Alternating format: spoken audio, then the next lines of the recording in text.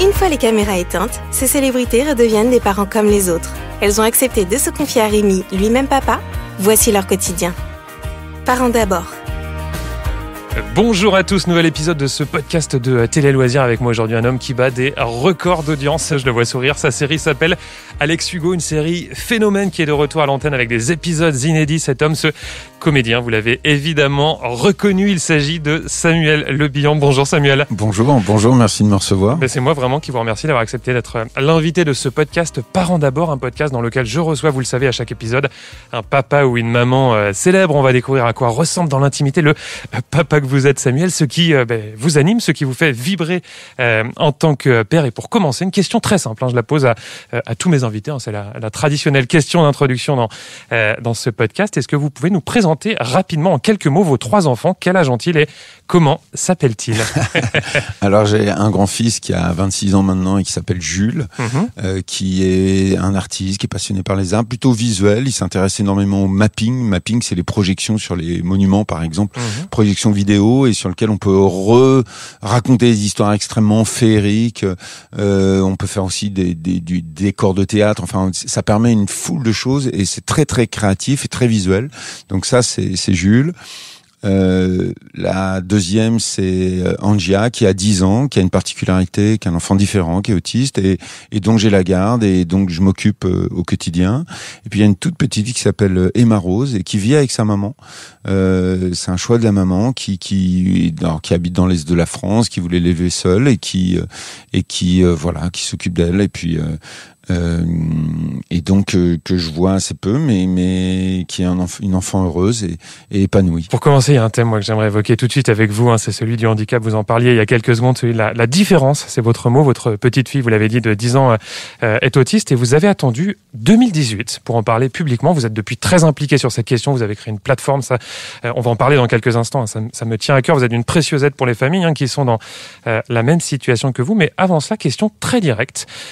2018, donc, pourquoi avoir attendu autant de temps avant d'en parler? Je n'arrivais pas à exposer ma vie privée, ou moins de façon très intime, au public. Il fallait qu'il y ait une raison, et donc ça s'est exprimé à travers un livre, mais qui était un roman, qui est pas du tout l'histoire de ma fille ou de moi. C'était vraiment l'histoire d'une mère qui se bat pour que son enfant soit scolarisé. Enfant autiste. Enfant autiste, bien sûr. Et je racontais donc la vie assez rigolote, comment une mère de famille se transforme en guerrière. C'est ça qui m'intéressait. Donc je voulais raconter un combat de femmes. Et ça a été l'histoire du roman. Et puis il a fallu il a été publié, il a fallu en parler, il a fallu en faire la promotion, et je me suis dit si ça peut faire bouger les lignes, si ça peut faire avancer les choses, alors je vais prendre la parole et je vais me dévoiler. Et à cette occasion-là, j'ai eu le courage de me raconter un peu plus. Ça a été difficile. Vous employez le mot courage. Pour vous êtes fait violence ou vous êtes forcé? Oui, je me suis forcé à en parler publiquement parce que c'était pas naturel pour moi, et il fallait vraiment que je me dise ça peut aider, ça peut faire avancer les choses. Justement, on est chez Michel Drucker quand vous en parlez, on est sur France 2 à la télé. Quand vous en parlez justement de cette différence, qu'est-ce que vous ressentez à ce moment-là? Du soulagement, un soulagement? Oui, je sais, parce que les médias l'ont repris en disant une grosse émotion. Oui, effectivement, c'est-à-dire que ça arrive comme un bouchon de champagne, là, tout se bouscule, et il y a une émotion extrêmement forte qui me dépasse. Et au moment, les premiers mots, je vais parler d'elle, parce que donc le juge a décidé que ce serait moi qui aurais la garde. J'ai rien décidé, j'ai rien demandé. Je me suis retrouvé, la garde intégrale. La garde intégrale. Donc je suis sorti du bureau des juges assommé, parce que j'étais en panique. Je me dis mais comment je vais faire? Je suis pas du tout armé pour ça. En plus mon métier m'impose de bouger en permanence, et qu'est-ce que je vais faire? Comment je vais me débrouiller? Comment je vais m'organiser? Elle a 5 ans à ce moment-là, et je me vois dans le square avec elle, complètement paumés tous les deux, moi vraiment largué, en me disant mais comment je vais faire? Et là je décide de partir en voyage. Et on part et on va partir en Indonésie d'abord, à Bali.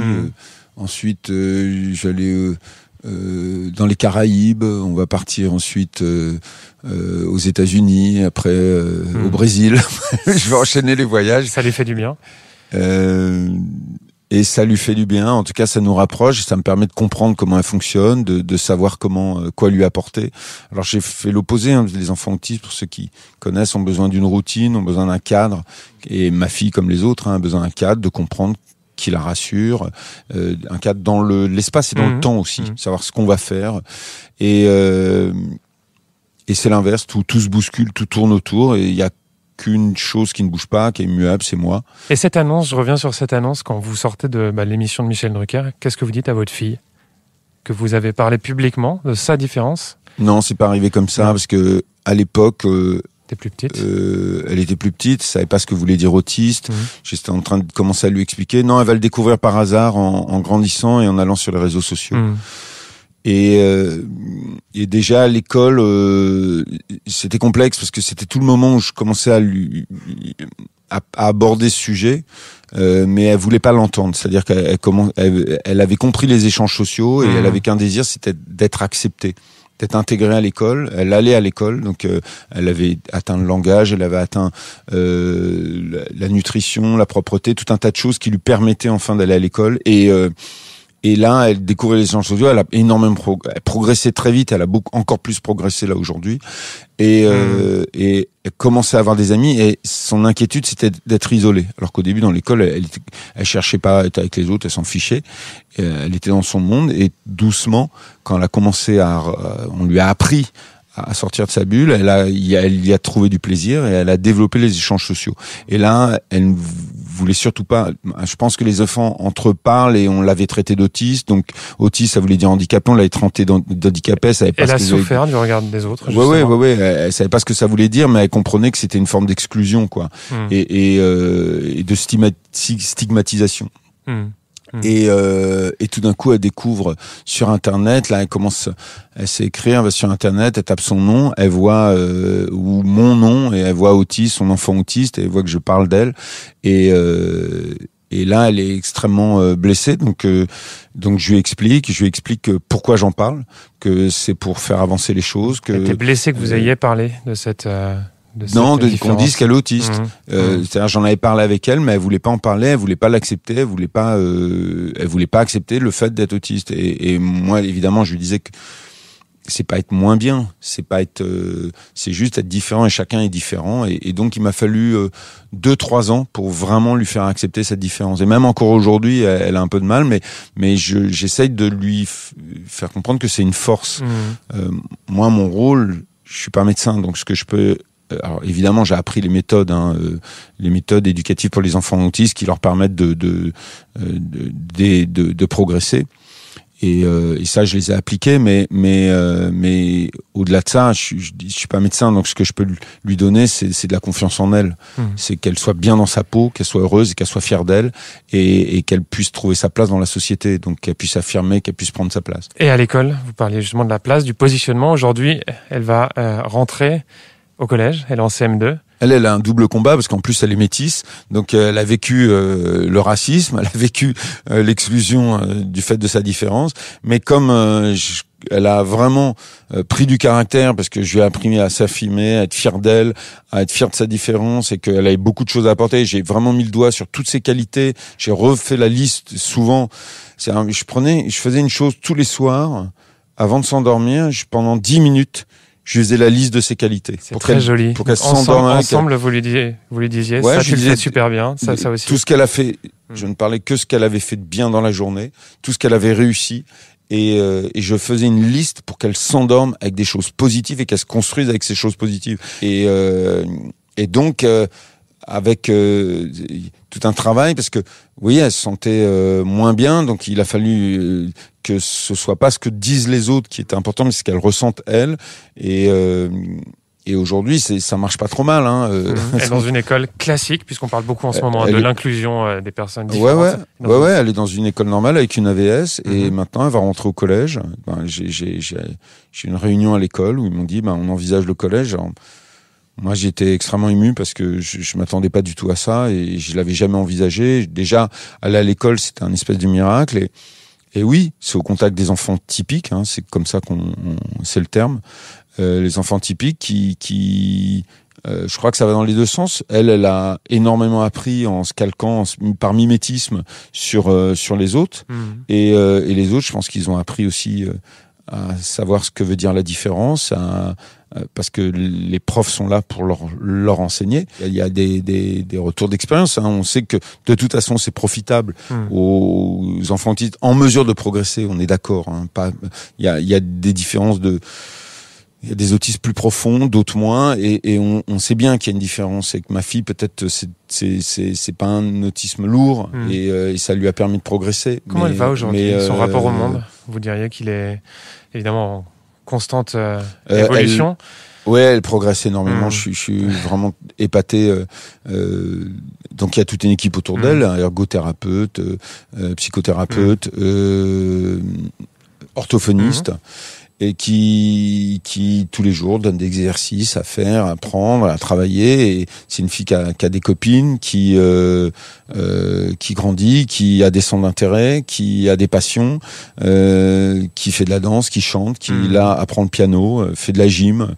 Et voilà, je la nourris de plein de choses et on évolue, on travaille plus que les autres. C'est plus dur pour elle que pour les autres. Elle regarde vos fictions, vos films. Ouais, on regarde ensemble. Ça lui plaît, ça l'amuse, elle trouve ça rigolo. Mais elle était avec moi tout le temps, donc elle était avec moi sur les tournages. Donc elle a vu aussi des enfants comédiens qui venaient jouer. Elle était admirative des enfants comédiens. Et alors je crois qu'elle aimerait apprendre. Là tout d'un coup, je crois qu'elle a envie de devenir une artiste. Elle aime bien la scène. Peut-être, ça l'amuse, ça l'intéresse. On verra bien. De toute façon, elle travaille plein de choses dans ce sens-là. Elle fait de la danse, du piano, de la chant. Donc tout ça, ça va peut-être vers le spectacle. Mais en tout cas, ce qui est important, c'est qu'elle soit épanouie, bien dans sa peau et fière d'elle.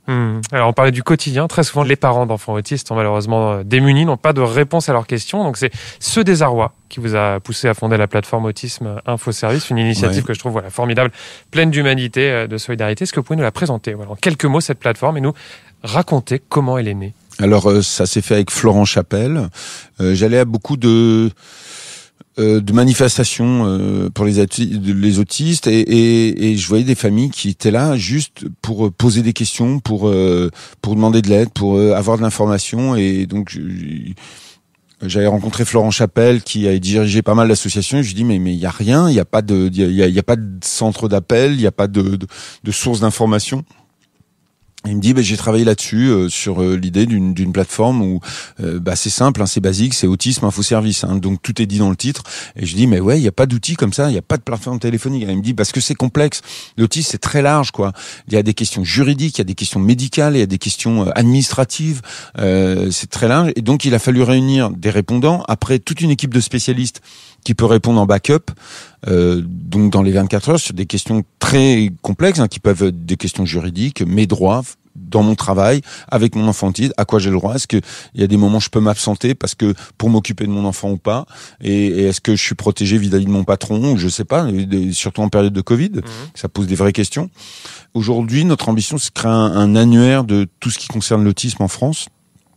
Parce que maintenant, l'idée c'était de faire un outil qui permet de réunir toutes les associations de parents qui ont fait progresser la question de l'autisme en France depuis des années et qui sont disséminées un petit peu partout, et de les réunir autour d'une plateforme qui identifierait un petit peu tout ce qui est fait, et quand vous arrivez dans une ville, vous pouvez trouver une activité, que ce soit du cheval ou du tennis pour votre enfant, ou un éducateur ou un dentiste, et donc on travaille là-dessus. Donc c'est une grosse équipe, il y a pas mal de monde, et à la manœuvre surtout Florent Chapelle et sa femme Aurélie qui sont vraiment formidables, quoi. J'aimerais qu'on dise également un mot de votre notoriété.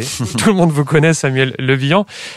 Votre célébrité, votre notoriété, comment ça se passe dans la rue quand vous êtes avec elle, avec Anja? Et je vous poserai la même question pour Jules, que l'on vient vous demander un autographe ou un selfie, comment est-ce qu'elle le vit et comment est-ce qu'il le vit? On va parler aussi de votre grand garçon, Jules. Mon grand garçon, je sais pas. Maintenant, il est grand. Il était petit. Il a vécu ça de plein fouet quand je me suis retrouvé à. Votre carrière a explosé. Ouais, quand ma carrière a explosé, il était tout petit et ça m'a un peu éloigné de lui. Donc, ça n'a pas été un moment facile. Je pense qu'il n'a pas eu son père comme il aurait dû l'avoir. Donc, ça a été peut-être un moment plus douloureux. Peut-être la célébrité, il l'a pas vécu de façon très heureuse, je pense. Et moi, je découvrais ça avec un peu de frayeur. Je maîtrisais plus rien. C'était un peu trop fort pour moi. Et donc, moi, mon sentiment aujourd'hui, c'était pas avoir été un bon père à cette période. Et alors, on peut dire un mot puisque vous en avez déjà parlé. Vous avez même reconnu que vous avez été parfois maladroit avec lui. Ce sont vos mots que vous n'avez pas su lui dire que vous l'aimiez. Comment vous l'expliquez? Il y a cette explosion de votre carrière, mais est-ce qu'il y a aussi d'autres facteurs, une jeunesse peut-être, parce qu'on n'est pas père de la même manière à 30 et quelques années. C'est clair. À 40 ans, 45 ans. Ouais, j'étais un peu maladroit, plein de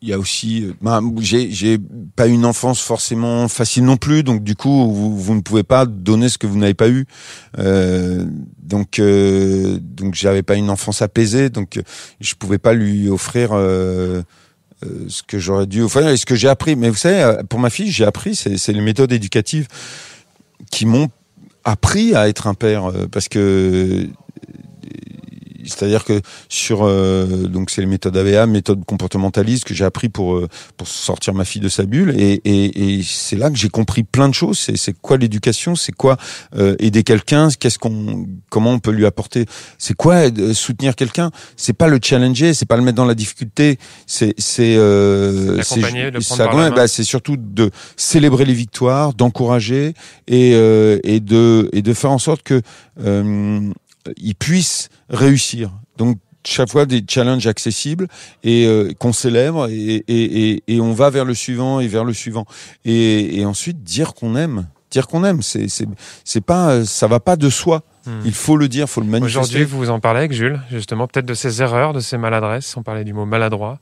Ouais, j'en parle évidemment. Hein. Il y a un mea culpa et j'aimerais revenir en arrière si je pouvais, mais je peux pas. Donc maintenant, il faut vivre avec ça. Et je pense qu'il y a une blessure.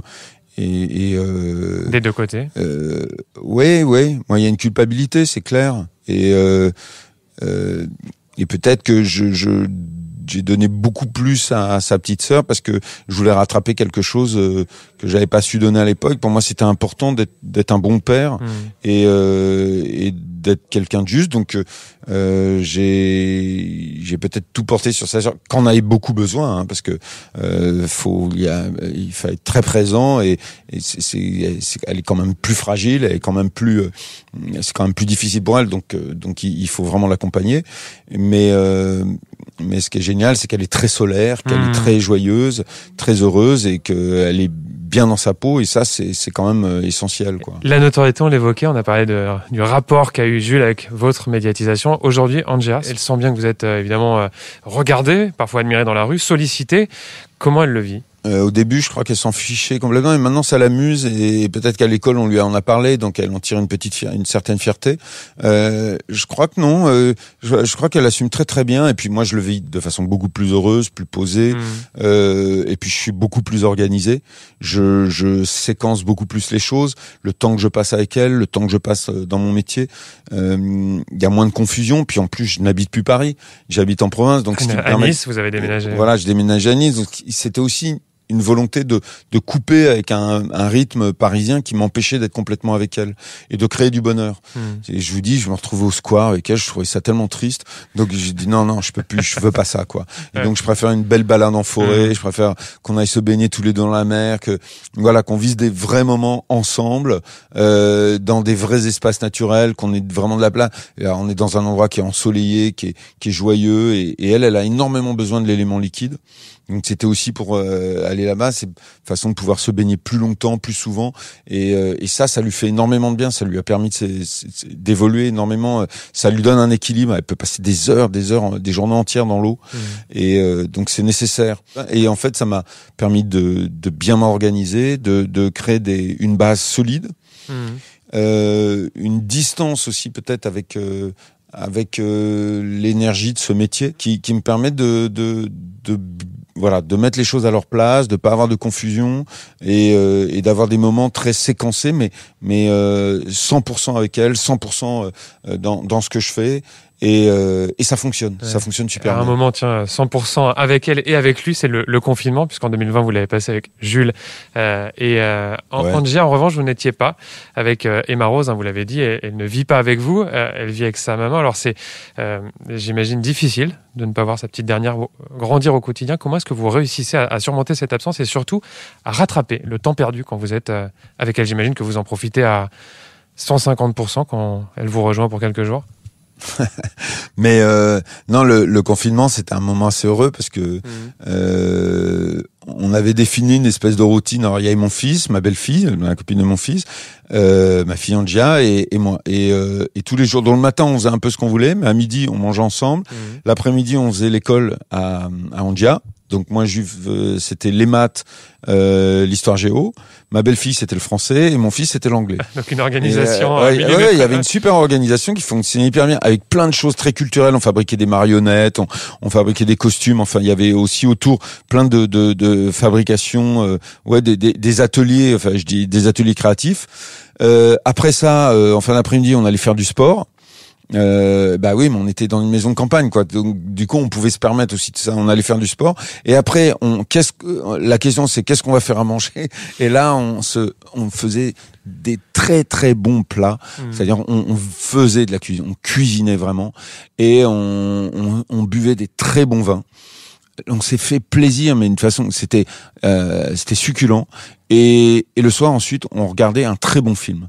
Et l'absence de la petite dernière, Emma Rose, je rebondis sur cette question. Emma Rose, elle grandit avec sa mère. Donc c'est un choix de la maman, vous l'avez dit. C'est un choix de la maman, donc je la vois assez peu, mais tout va bien. Non, mais elle est toute petite, donc c'est des choses en devenir. Vous êtes plus à l'aise avec les enfants un petit peu plus grands. Parfois, certains papas, ou certaines mamans d'ailleurs, sont plus à l'aise avec l'âge des anniversaires des copains-copines, l'âge des devoirs, et peut-être moins avec l'âge de la petite enfance. Est-ce que c'est votre cas? Non, je ne sais rien. C'est les événements qui font... des fois, comment on trouve sa place. Je sais pas, ça s'est fait... C'est un peu inexplicable. Ce que je sais, c'est que... En tout cas, pour Angia, il a fallu que je me responsabilise. J'ai eu une espèce de mission qui m'a été donnée et que... Le rôle de votre vie? On peut dire ça, peut-être, oui. En tout cas, c'est une des plus belles choses qui me soit arrivée dans ma vie. C'est pour ça que mon livre s'appelait « Un bonheur que je ne souhaite à personne ». C'est que... On peut pas souhaiter à quelqu'un d'avoir un enfant différent, mais il y a un vrai bonheur à travers ça. C'est-à-dire, on vit quelque chose, c'est une aventure humaine exceptionnelle qui est faite évidemment de difficultés, mais au-delà de la difficulté, on touche à une humanité, à des moments de drôlerie, de bonheur, de décalage, d'émotions qui sont extrêmement fortes et ça, avec ça, vous pouvez vous construire une belle vie, quoi.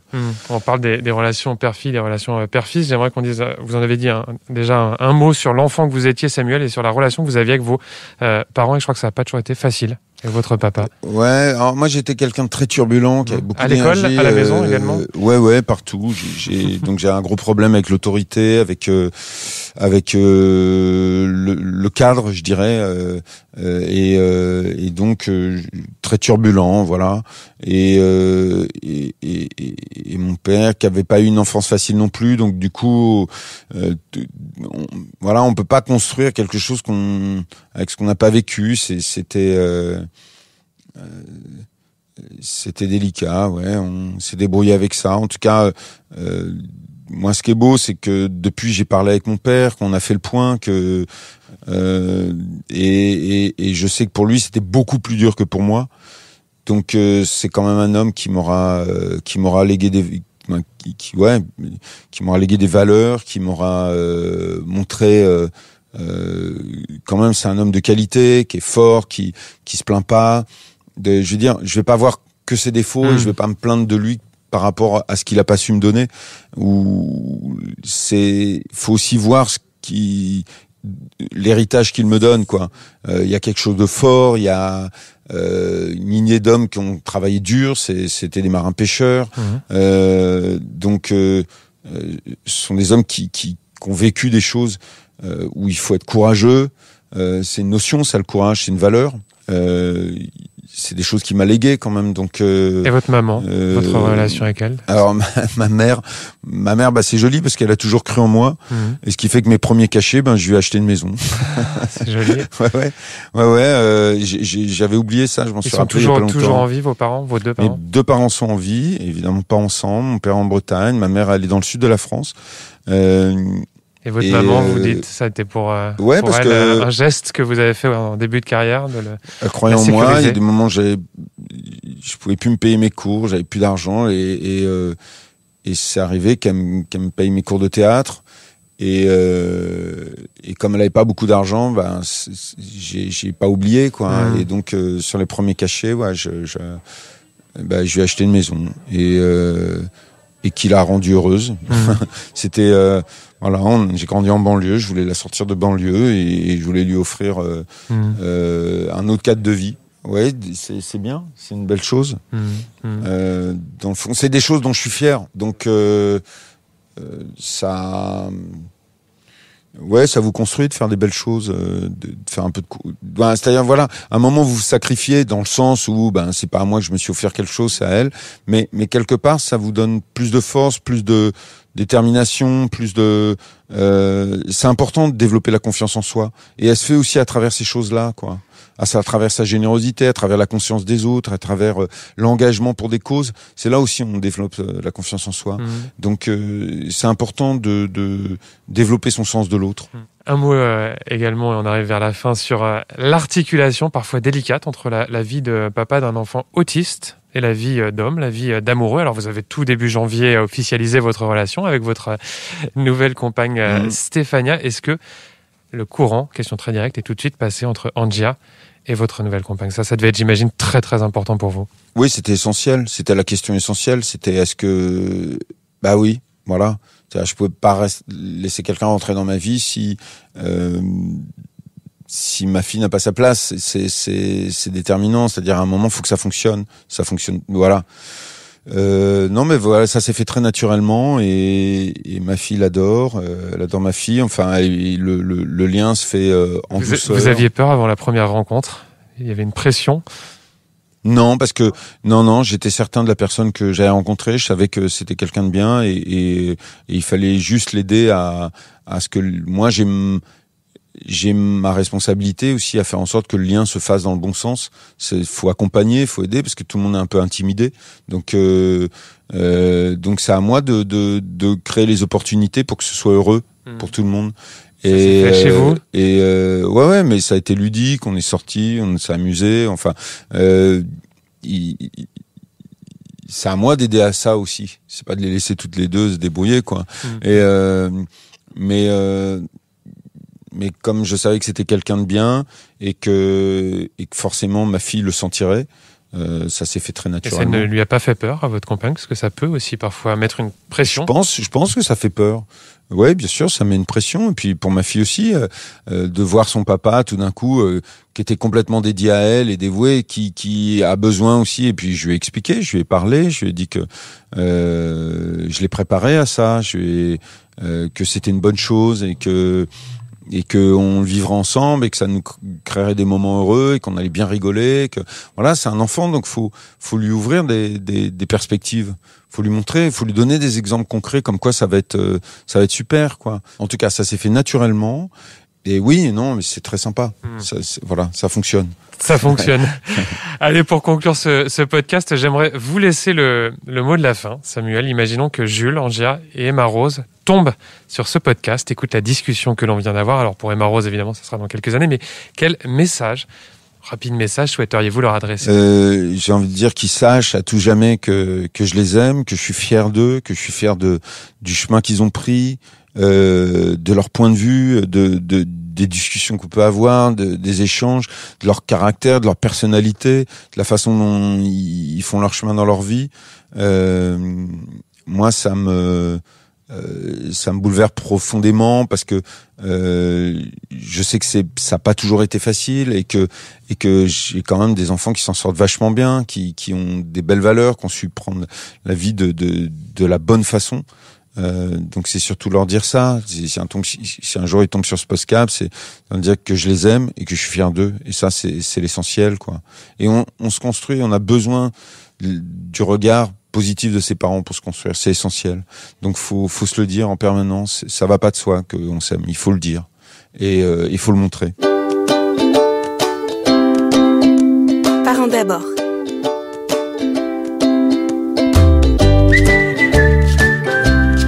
Et je rappelle que vous pouvez retrouver ce podcast sur Deezer, Spotify, Apple Podcast et toutes les plateformes de podcast.